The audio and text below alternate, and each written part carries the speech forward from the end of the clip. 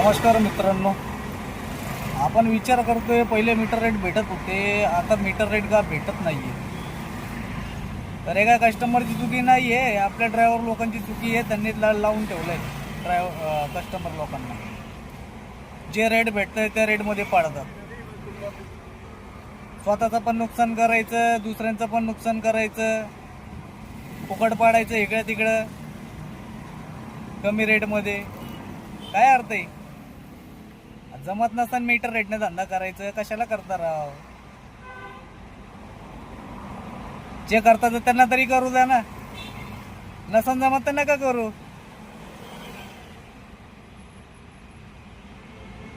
उगाच ते 17-18 रुपये मध्ये पाळताय तुम्ही लोक.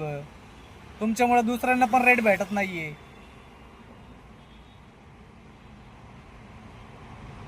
सपोर्ट कोण जरी उभा असेल आपल्याला आपल्या रेटचे मागण्यासाठी, आपल्या हक्काचा रेट मागायला, त्याला सपोर्ट पण करणार नाही. बंद म्हणलं की त्या दिवशी पण गाड्या पळवतात. असं राहिल्यावर कधी सुधारणार नाही. रस्त्यावर येणार आपण सगळे एक दिवस बघा. बाकी अजून काय बोलू तुम्हाला.